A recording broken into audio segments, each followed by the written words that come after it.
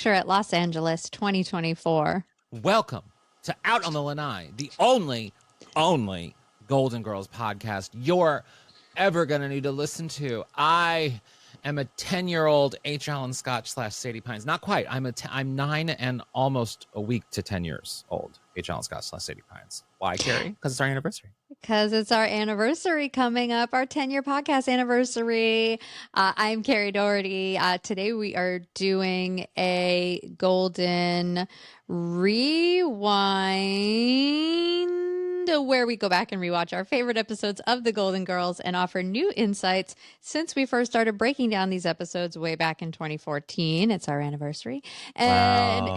it is next week, and it's time to bust out your pepperoni nightsticks and thump a melon because we just rewatched the season 1 finale, The Way We Met. That is a perfect episode to rewind to the week before our 10-year anniversary, because on our 10-year anniversary, we'll be talking about how we met. We'll have some very special guests. We'll have a very special guest from the Golden Girls universe. It'll be a very special episode. So I think going back and revisiting how the girls met before we go back and revisit how we met is a perfect order of episodes. So these next 2 weeks, I'm excited. I know, a lot of fun stuff these next 2 weeks. And I also realized, we also should apologize because this episode is coming 2 days late. Yes, I put something up on Instagram. Little Oreo went to preschool, like immediately got sick. Like, oh my God, day one, all the kids were sick. So we both got sick. I was so knocked out. So yeah, I've had a busy week too. It's been, you've also had a very, I don't want to put it all week on little Oreo. It's also me too. So little Oreo and I are fucking everything up. Yeah, no, absolutely. No, I was also sick, but she was sick, and it was too hard. But I did realize that, so our 10-year anniversary I think it's September 28th, I think is our actual 10-year anniversary.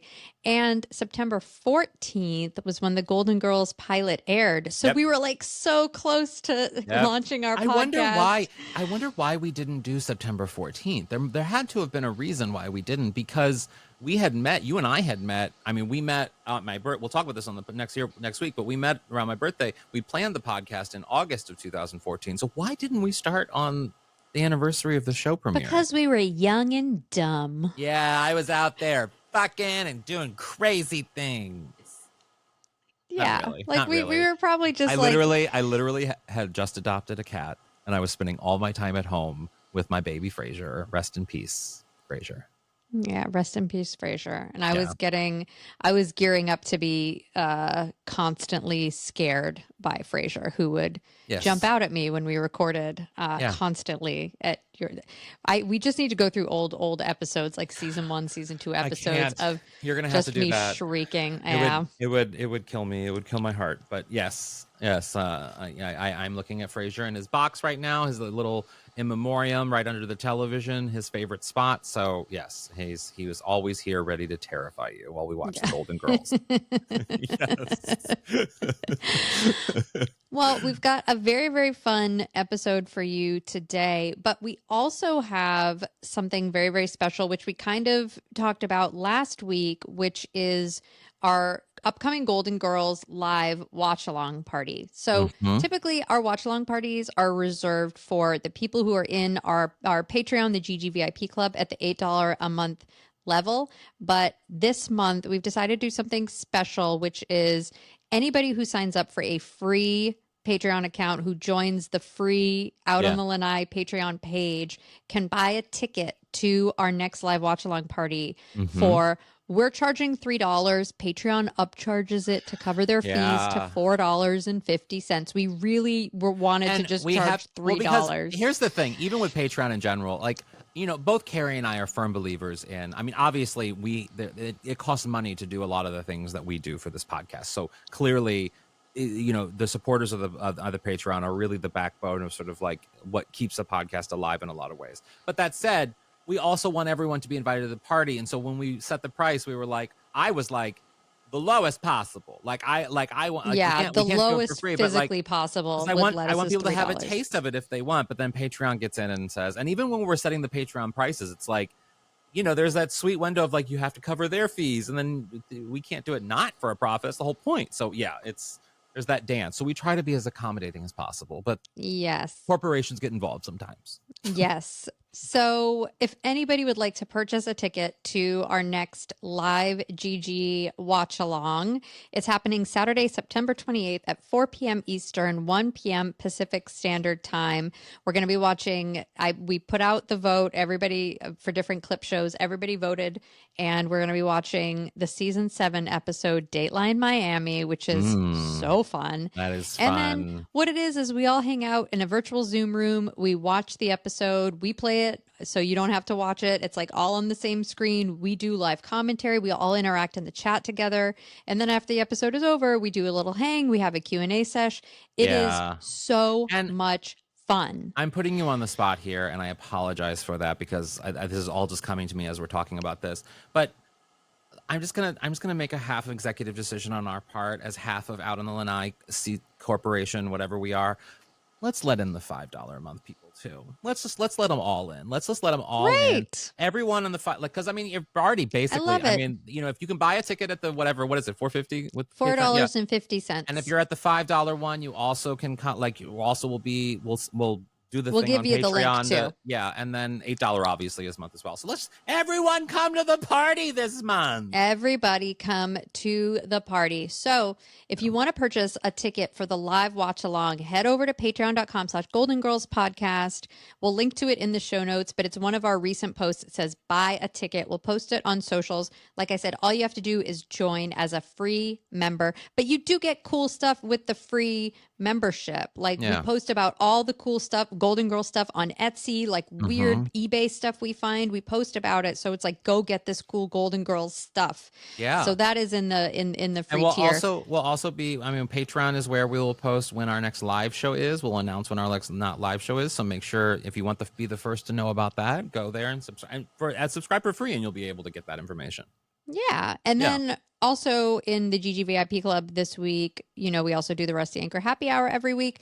This week, because we both had crazy weeks, I was a little under the weather. Tonight, we're doing an uncut and unhinged one. And those ones tend to be the ones that the fans love the most. So Unhinged. It's when we just go crazy. It's basically like, Rose after she didn't have those pills.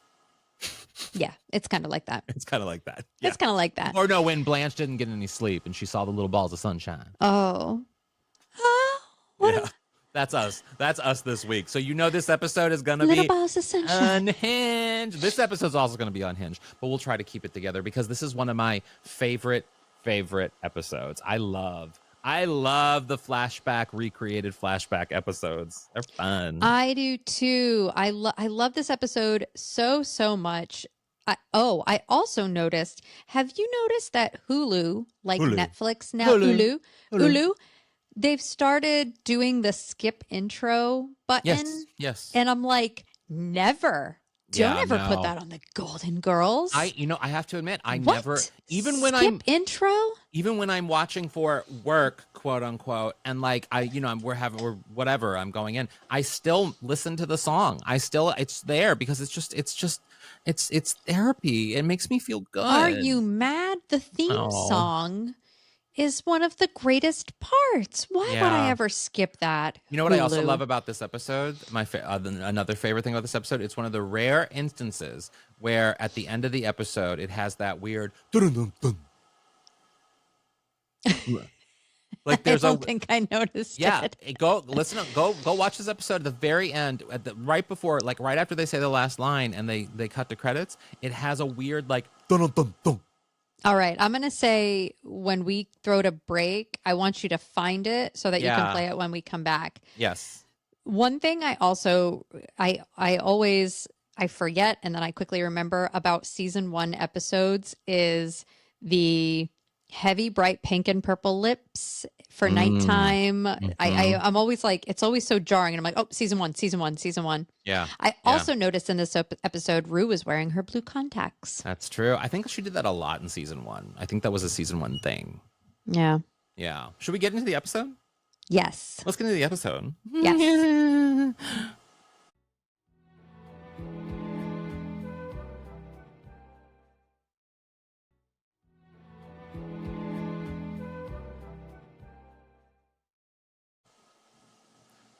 Okay, and we're back. I have to play this sound. Now, this is a raw. I literally just pulled this audio, so like it's very raw, so forgive me. But this is when, right after Blanche says that she'll go get the whipped cream, it's in her bedroom.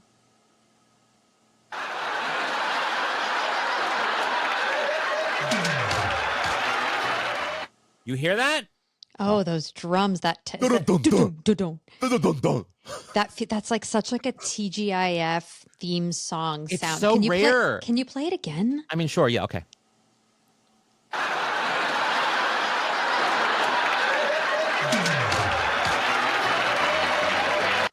Oh, yeah. They added drum because then it goes into da da da. Yeah. Da, It's da, so da, da. it's so rare. I mean, I think it happened on a couple of episodes. I don't know if this is the only one. It might have been. I don't know. I could be wrong. Please, in the fandom, let us know. But Do you know what that sounds like? Hold on. If you're watching this and you see my face when I do that, I'm sorry. I'm sorry. I apologize to you. This is what that sounds like. What? What is it? No, hold on. I gotta wait for skip the ad. Oh my God. Okay, hold on. Listen. Whatever happened to yeah. Milkman? That man, the paperboy. They're literally can't afford it. Can't afford it. They just borrowed. They were like, oh, like some poor editor just accidentally grabbed the first few seconds of the Full House theme song. Yeah. Wow. I didn't notice that. Wow. Good ear. Thank you. Good ear, detective. Thank you. Sometimes I pay attention. Thank you. A real Jessica Fletcher you are. Well, the murder happened last night at 4 a.m. Well, speaking of murder with your transatlantic accent. Yes. So the women, I love this episode because the women can't sleep because they were watching Psycho. Oh my God. So relatable. I mean, Psycho doesn't scare me. Well, it scared them. I feel like maybe we've talked about this on the podcast before, but what is the scariest movie that has ever kept you awake at night like that? That's a good question. I'm not easily scared by things. But you know what? The intruder ones scare me. So like the calls coming from inside the house, the stepfather film, like things like The that. Purge. The Purge. The Purge doesn't really scare me because it's so outlandish to me that like even though you can think about the politics what you will, but like it just seems so outlandish to me. It's like when the normal things turn evil, or like something comes and makes your reality evil. That to me, there's that old oh God, Unbreakable Kimmy Schmidt with curly hair. What's her name? Help me. She was on Taxi. Carol Kane. When she was in that film about the call, you know, the prank caller or whatever, like that to me is terrifying because it's just something so normal becomes something so scary. Whereas like the ones about like Psycho and shit, like even though that's normal and I guess could happen, it just feels so like, I don't know if I'm running into those kind of people every day. You know what I mean? Sure. I know I've talked about this on the podcast before, so I'll keep it brief, but definitely Blair Witch Project, because when I saw it as a teenager, I thought it was real. And the image of the dude standing in the corner at the very end of the movie still haunts me to this day. And then Signs. I remember being afraid to get out of my car after I saw Signs because of the alien. When Michael and I first got together, one of the funniest photos, I think one of the first photos I ever took of him was it was at his place, his one of his first place here in LA, and to this day we still do we call it the paranormal activity dance, and it's just, you have to watch it. So have you seen Paranormal Activity? Of course I have. Okay, that also scared the shit out of me. It doesn't scare me, but there's that moment where she's like possessed, and there's like the time lapse one, and we do that randomly. Like we just randomly do it. That is really funny. I have a picture of him from way back doing that, and it's very funny. It's very that is funny. Yeah, on the double speed. Describe it. Yeah, it's like you're sort of rocking. Yeah, slowly rocking back and forth. Yeah. Well, the great thing about Psycho is, I mean, people kind of forget. I feel like with our generation, everybody was like, oh, Scream did the coolest thing, which was like killed off its biggest star in the first 5 minutes, right? Drew Barrymore was biggest on the poster. But remember, before Scream, Psycho, Janet Leigh, her character was killed off like halfway through the movie. It was such a shock that. And she was the big one too. She was the star. I mean, she was the bona fide star at that point. And yeah, Psycho was a big deal when it came out. Like, there really had not been a film like it before that. And so, if you haven't seen Psycho, wow, that's scary. That Especially that shower scene. It's the reason I prefer not to shower alone. Sure, Blanche, and Goldilocks and the Three Bears is why you prefer not to sleep alone. So good. So good. But yeah, so they're scared because they watch Psycho, and it brings them, as all great flashback episodes do, to remember when we met. To remember the old times, the nostalgia. Sitting around having their cheesecake. So yeah, we learned that before Dorothy, Sophia, and Rose, Blanche had 2 other roommates. They were basically like Big and Little Edie from Grey Gardens, and she kicked them out. She went down to the supermarket to advertise for a new roommate, as you do, which is when she first met Rose at the supermarket. I also realized, because it made sense for this to take place at the supermarket, because later there is a scene with the women grocery shopping together. But if you notice, like, the neighborhood notices board, it's just smack in the middle of the grocery store. Like, it's blocking aisles. It very much a fire no hazard. Sense. It's like, put that up against a wall somewhere. Wall or something with like the missing portraits. Like, I mean, there's like, that's where that belongs. Yes, no, but it is, what I do love is, it is the definition of don't judge a book by its cover, because Blanche initially was like to Rose, no, there's something about you. And then it changes when she sees how sweet Rose actually is, which I love. Do you think, would Rose have been allowed to bring a cat into a supermarket? That feels a little unhygienic. It does, doesn't it? It does. I mean, it was the 80s and things were weird back then. So like maybe, but it does seem like a cat. I mean, I mean, and even like when Frasier was alive, I was terrified of him getting lost. And because like, to me, it's like a cat should not leave the apartment. Like, a cat is like, stays home. Like, I mean, especially in Los Angeles, like, cats are indoors. Coyotes will eat them. So a cat at a grocery store seems like a bad idea. But a cat in a cat in a stroller at a grocery store, genius idea. I was going to say, cats in bodegas are very popular, obviously. Like, when I lived in New York, there were cats in bodegas all the time. I guess that didn't like weird me out. Cats outside in New York are different than cats outside in Los Angeles. It's just a different world. Yeah. It's just a different world, different coast, different world. So Rose has this cat, Mr. Peepers, that she found a week prior, took him in, but the landlord's like, we don't allow a pet. We don't allow pets. So she's looking for a new place.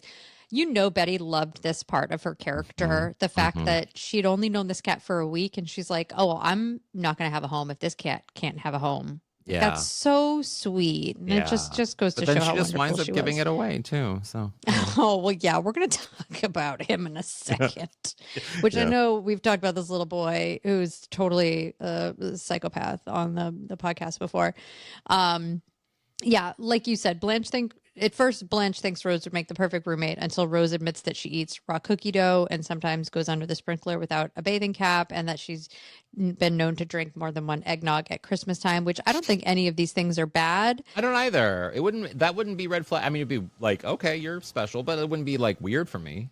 No, and I think for Blanche, Blanche always thinks about her image and what are the neighbors, what are the gentleman callers, what are people going to think about me if I'm living with a woman who's going to be like hopped up on raw cookie dough, running under the sprinklers, whatever, this cat lady. So I think that's sort of where Blanche was coming from. Like, for me, deal breakers in a roommate, which honestly, my best roommates I ever had, I found on Craigslist, which is like, the contemporary version of the supermarket notice board.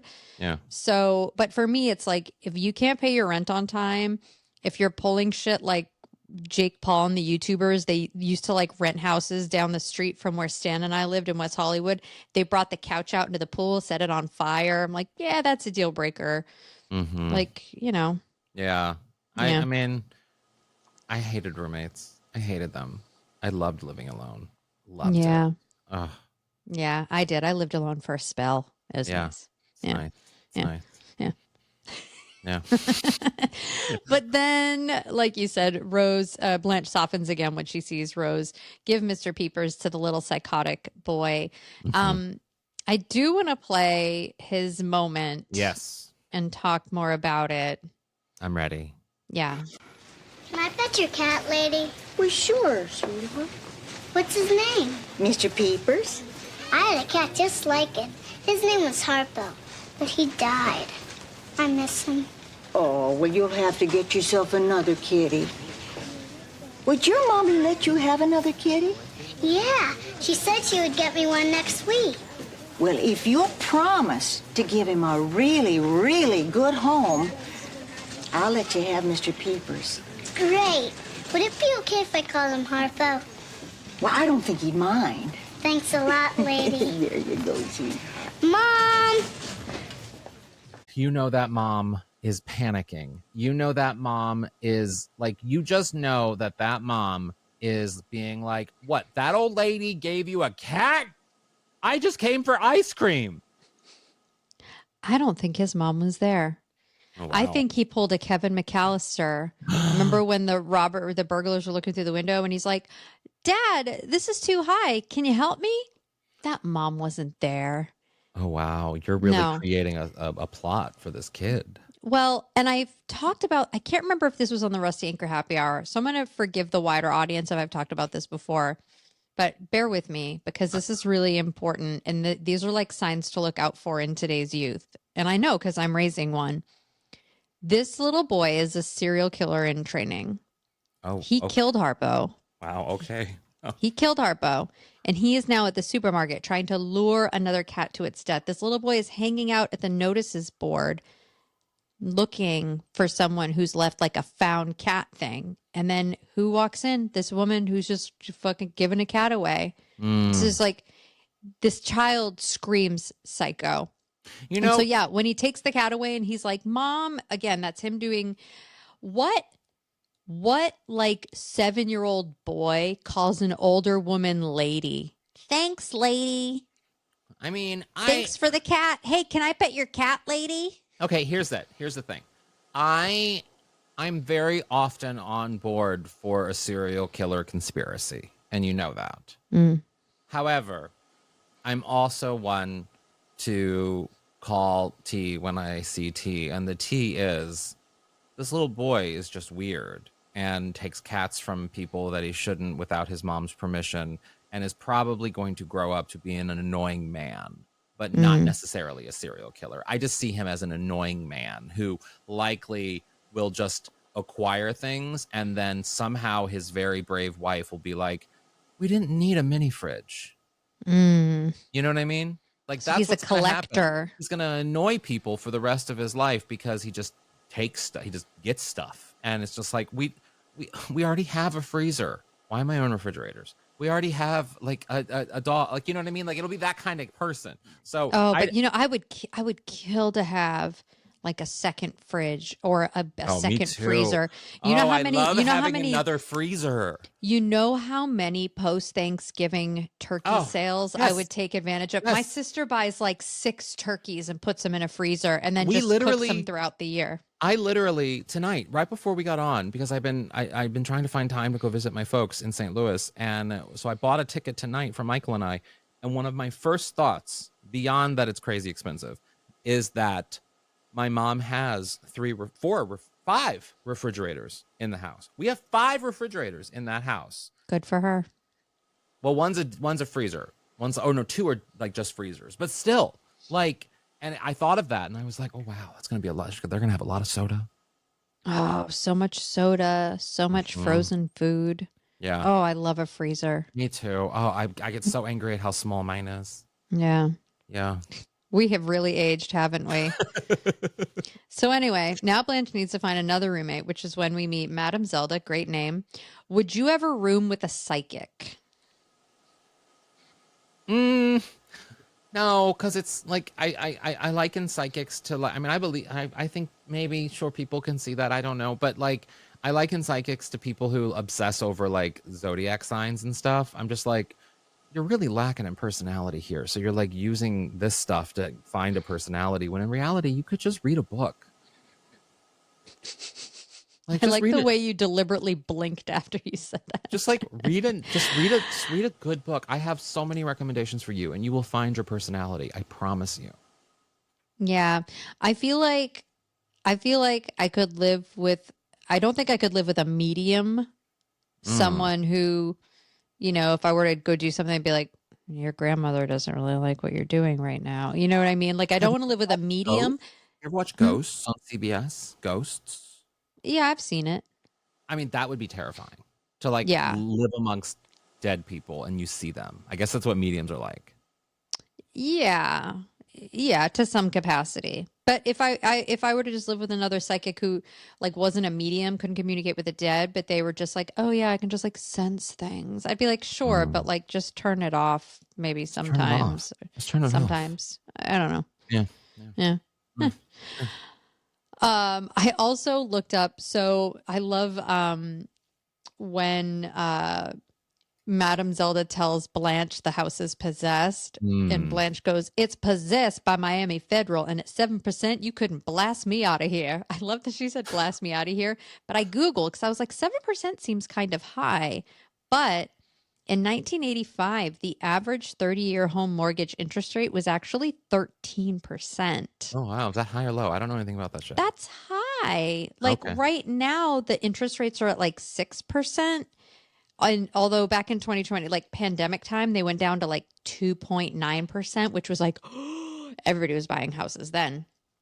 But I don't know. Not me. Maybe it wasn't. Maybe it was all, I always go to like, you know, the whole thing of like, you know, $200 today was $20 in 1985. So knowing interest rates are around 6 whatever percent now, that it's 7% in 1985, she thought that was great. I was like, that seems weird, but I don't really know about interest rates and the Fed and all that stuff. So maybe I'm sure there are plenty of listeners who are like, you dumb, stop talking. You live in LA, you rent.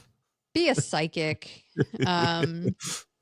When Dorothy and Sophia show up and Madame Zelda says, move into this house and die an agonizing death.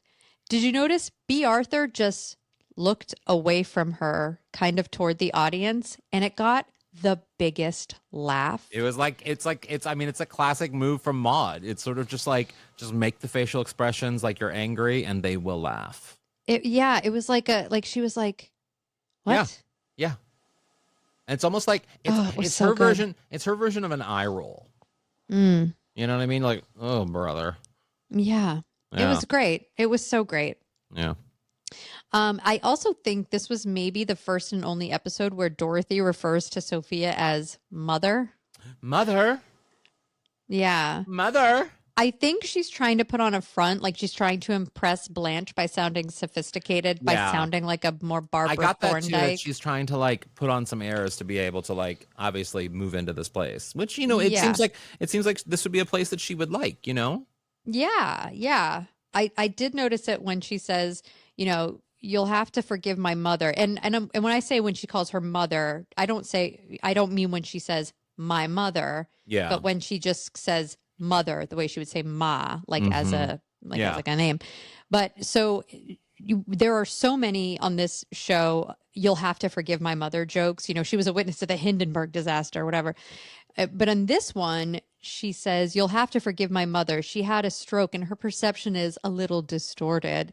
And it's so funny. Like there's just so much nuance with the way that these women are acting around each other differently because they have just met. And it's like such a small thing, but I really noticed the details that she didn't make a joke. She didn't say, you know, you'll have to forgive my mother. She had a stroke, which left her, if I can be quite frank, a complete burden.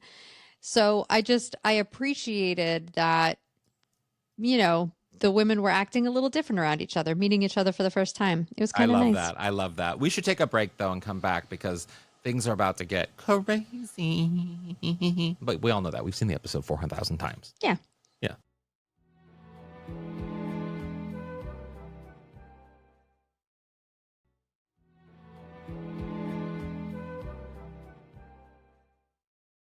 Another thing I wondered is if Blanche only has 2 rooms to fill, do we think that maybe Blanche had an office or something, and that's what was eventually turned into Sophia's room or a guest room or something? I think it was a guest room. I think it was a guest room, and that she was just going to keep that for family and stuff that come by, you know? Yeah. I mean, we do know later there's so many instances of episodes where a guest does come to stay. Yeah. Because again, if you have 3 separate people living in the households and you have people come to visit, you don't want to just put somebody on the couch. So yeah, maybe it was a guest room because clearly when you have roommates and someone sleeping on the couch, that's so awkward. It's awkward. Yeah. So you want that other room. Yeah. So then Dorothy and Rose finally meet, and it also feels like Rose is trying to impress Dorothy. She's really playing up like the positivity, the whole like Mrs. Rogers thing. You know, isn't it just a great day? I could come to your room and sing like Kumbaya or whatever. It feels a little bit like she's trying to like impress her, but at the same time, it also feels like, you know, Rose before she maybe got a little cynical living around cynical women. Like it feels That's also true. It feels like maybe this is the real Rose. That's also true. Well, Rose and Dorothy, apparently Blanche promised them the same room. So they have to flip a coin. Yeah. I remember once my very first apartment, not in New York. It was my second apartment in New York, my first apartment in Brooklyn. I remember it was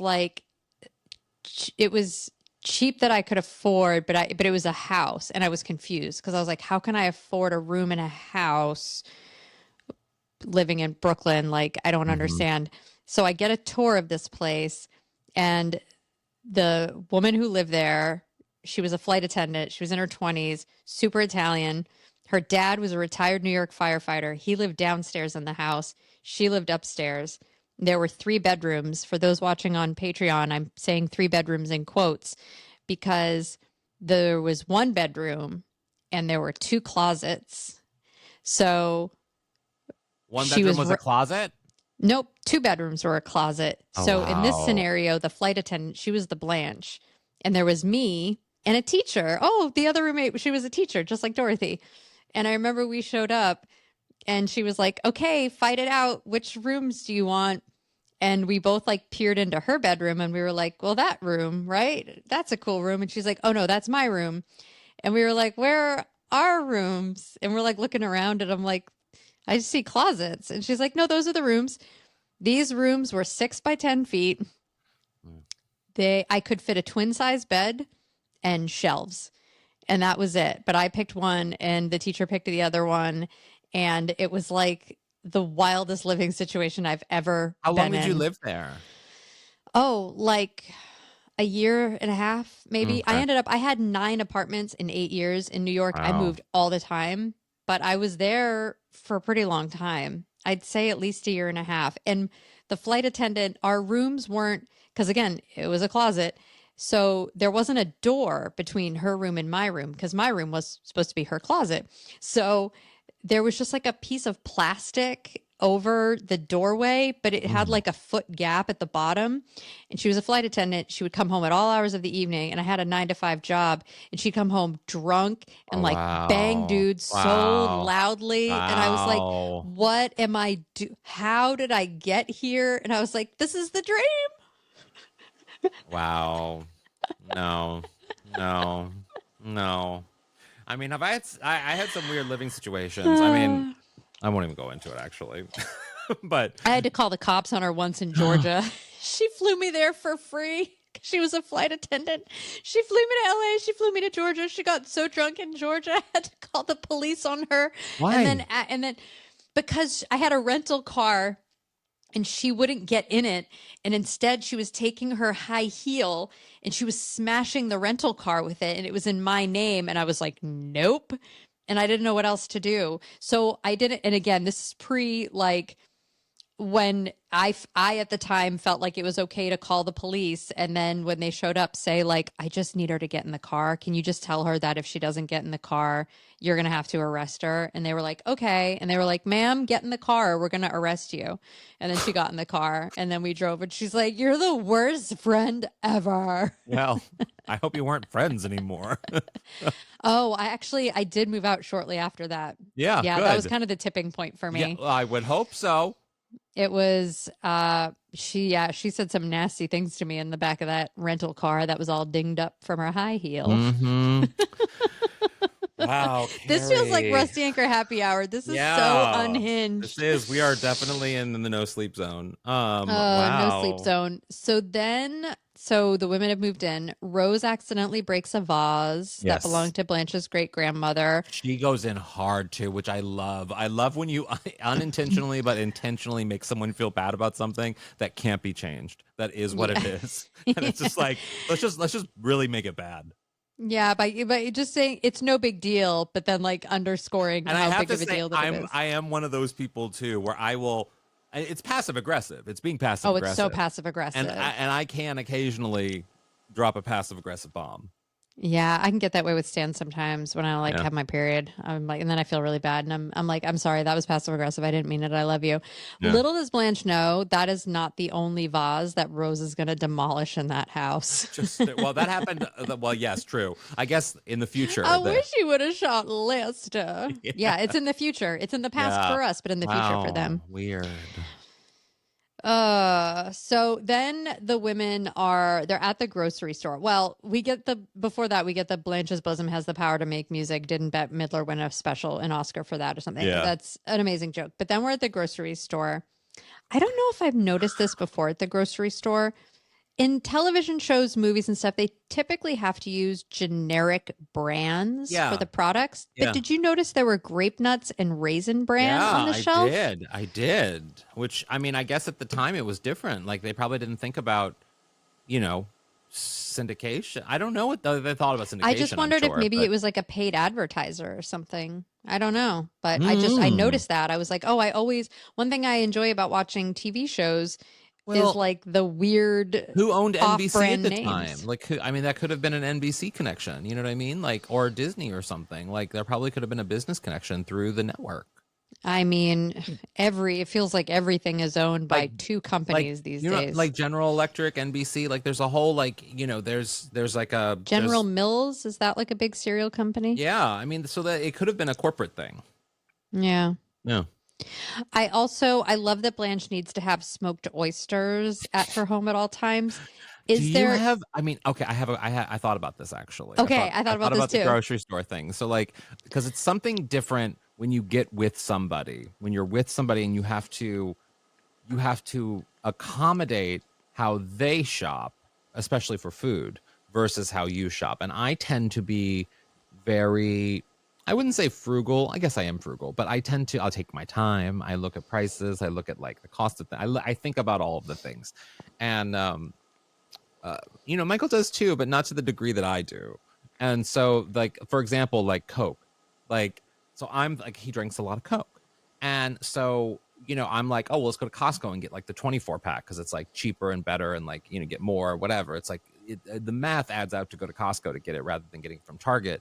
The big pack from Target, which is actually smaller than the Costco pack, and it is around the same price as the Costco, whatever. But it is also annoying to go to Costco. So it's like and I'm just like, well, I'll just go and get it.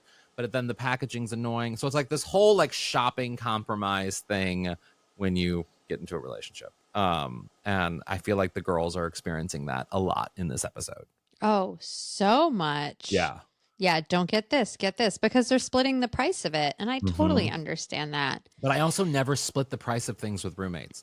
I always, with roommates, with the exception of one roommate, which annoyed me, I always was like, well, I'll just have one half of the fridge, you have the other half of the fridge, and that's what it'll be. Like, we don't need to share these. And if we make a meal together, then we'll all come in equally with it. But like, I don't need the whole nickel and diming of milk and shit. I don't want that.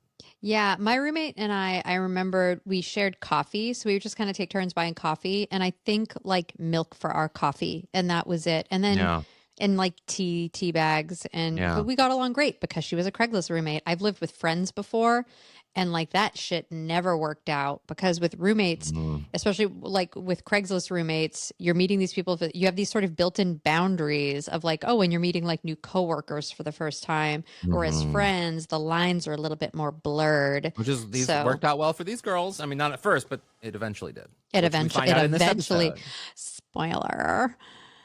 I loved Dorothy's nightstick of pepperoni. That just felt like such a Dorothy thing. Yeah. I also love the passive aggressive slamming down of all the grocery bags when they get home. It brought me back to my childhood. So good. So good. Just being angry and like furious. And I remember when my mom would come home from the grocery store, and we had a big family, obviously. So it was a lot of bags. And I was always just like, can we just like go to the grocery store more often so we don't have that many bags? Like, I always hated when my mom got home from the grocery store because she'd be like, groceries. And I would be like lying on the couch watching Daria or something. And I'd just be like, oh, like, I don't want to go get the groceries. I don't want to do it. I feel you. I'm the same way. Yeah.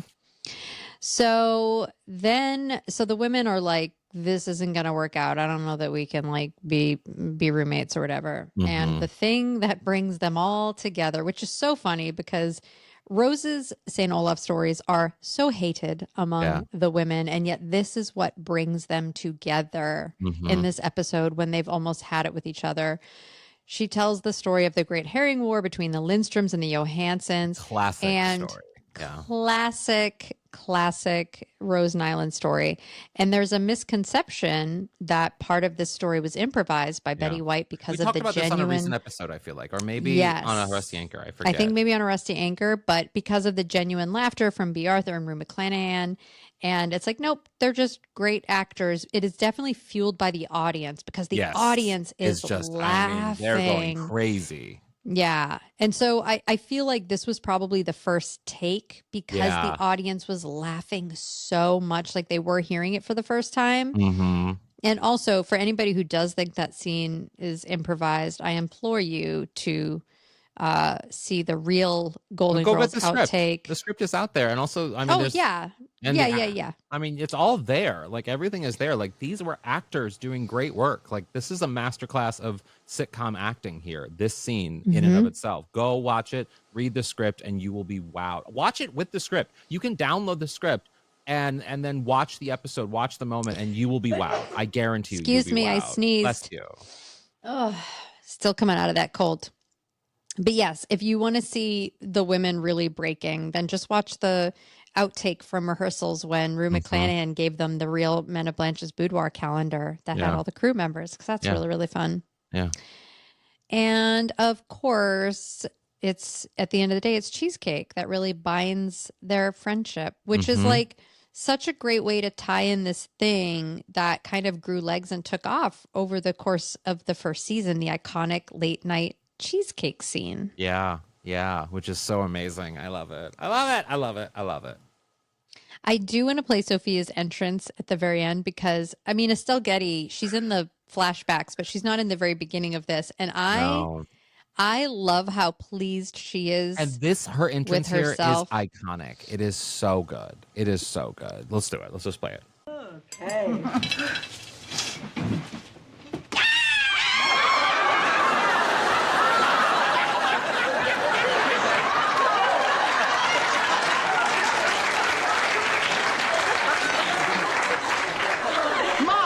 Not funny. Are you kidding? It's a riot. I pulled once on old man Peterson after we saw Psycho at the home. They had said he would never walk again. He walked. Well, good night. Sweet dreams. I love the way her voice gets sort of like guttural. Sweet dreams. Like it's like almost like I can see Sophia. You know that there was after It came out, the film It a couple years ago, and the ghost in the water gutter area. You know what I mean? Not the ghost, the clown in the gutter. I was like, wait, what ghost? Yeah, no. And I can see Pennywise? Sophia. I can see Sophia with the knife in the gutter being like, "Hey, They all float. They all float down here. Yeah. I love how her voice gets into this like high witch cackle of that like very I'll get you, my pretty. I don't think I've ever noticed this. I love the way Dorothy says, "Ma, that is not funny." Yeah. Like she drags those two words out. Yeah, so good, so good. And then the whole moment of Sophia with the knife is just like, again, that's such an iconic gift. Like it's such an iconic moment.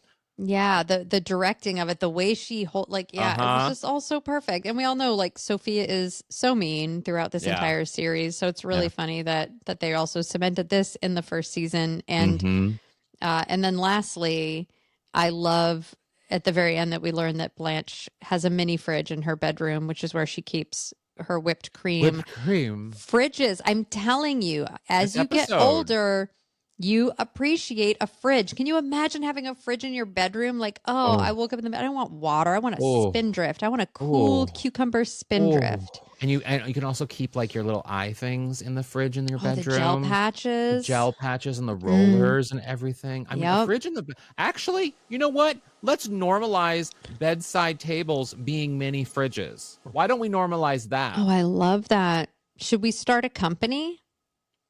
I mean, look, we've done 10 years doing this. We could just cut and run and start a bedside table mini fridge company. Maybe take it to the Shark Tank. I can see us at Costco, like the people who like are trying to sell like the things in the display Pigs sections in a blanket of Costco. and yeah, that could be us with these little mini fridges. The door opens and it's cold in there.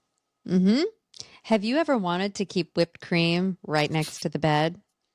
As people walk by with the 3-pack whipped creams during the holidays, you're like, where you could put that? In your bedside fridge. In your Devereaux mini fridge table. We'll workshop the name. Yeah, we will. You guys can help We'll us. workshop the name. That was the episode. I love this episode. I love an origin story. It's a great loved this episode. It's such a good much. episode. I love it. I love it. But we should take a break and come back with our golden takeaways.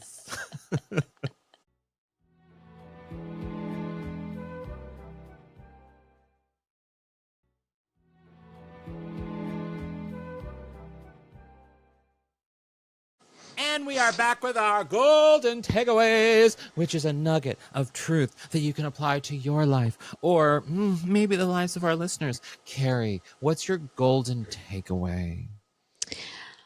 I would say, what's interesting about this show is I feel like people of a certain age might think, oh, I'm in my 30s, I'm in my 40s. I don't think I have space in my life to make any new friends. It can be hard to make new friends when you're older. It can just be hard to make friends when you're an adult. My friend Lane Moore wrote a really, really great book about Lane is the best called, I'm blanking. I'm going to look it up right now, but I want everybody to go out. We should have Lane on the podcast. We have not had Lane on the podcast. That's strange. I love Lane. So Lane wrote How to Be Alone, which is a really, really great book. But also Lane wrote You Will Find Your People, which is how to make meaningful friendships as an adult. Fantastic book. But I think what's so wonderful about the Golden Girls, and that's really highlighted in this episode, is these women made probably the strongest friendships that they were ever going to have in their entire lives in their 50s. And that's incredible.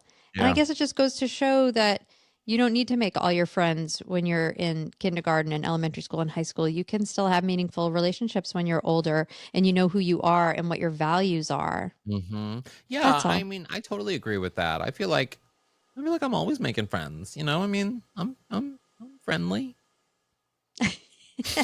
As she makes the most unfriendly face. My golden takeaway from this episode, again, because I'm such a cinephile. And I love movies and I love Alfred Hitchcock. So I again just want to implore you to go watch Psycho, but also I would recommend starting with going to some of his other films as well. I personally love, my favorite is The Birds. I love The Birds so much. It's just such a great film. But my favorite Alfred Hitchcock movie of like the early Alfred Hitchcock is Rebecca. If you haven't seen Rebecca, it is such it was his first Based on American the film. book, right? Based on the book, yes. Yeah. And it was his first American film. He was big in the UK, but this was his first American production. And it is a story, obviously, about a woman who's sort of like kind of gaslit, even though that's another film. That's another film totally. But like that is kind of gaslit, and then the man she marries potentially murdered his ex-wife, and it's like this whole sort of like, and there's like a lesbian theme that wasn't really, because in those 30s you really couldn't talk about lesbian stuff, but it was there. Also, Hitchcock did another queer themed film called Strangers on the Train, or On a Train, or I forget, but Google it, which is also very, very, very good, about sort of like maybe homosexual murderers. So yeah, it's Alfred Hitchcock is fantastic, and I think people should go enjoy his films. That's my golden takeaway. Yeah, it's a very Dorothy Zbornak-y takeaway. That's wonderful. Yeah. Well, everyone, this has been another episode of Out on the Lanai. Thank you all so much for listening. And be sure to check out the GGVIP Club over at patreon.com/Golden Girls Podcast. And we will see you back here next week for more Golden Girls greatness.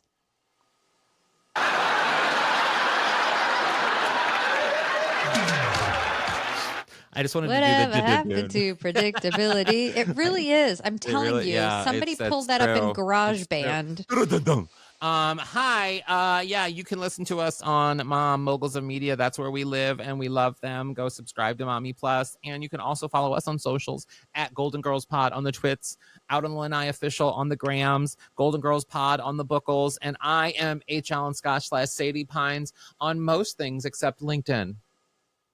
And I'm Squid Eats Squid on Twitter and Squidsy on Instagram. And if you want to do something else lovely for the podcast, you can leave us a rating and review wherever you get your podcast, because it really, really does help us. And it costs nothing but your time, which we really appreciate. Not your time. And remember, as always, stay golden. Stay golden. Get the fridge. Fridges. Oh, yeah. Put the roller on my face and rub it.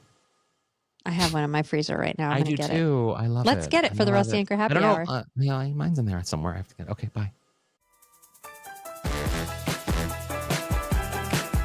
Out on the Lanai is not endorsed by Whit Thomas Harris Productions, Touchstone Television, Disney, or any of its subsidiaries. It is intended for entertainment and informational purposes only. All names, pictures, audio, and video clips of the Golden Girls are registered trademarks and/or copyrights of their respective trademark and/or copyright holders.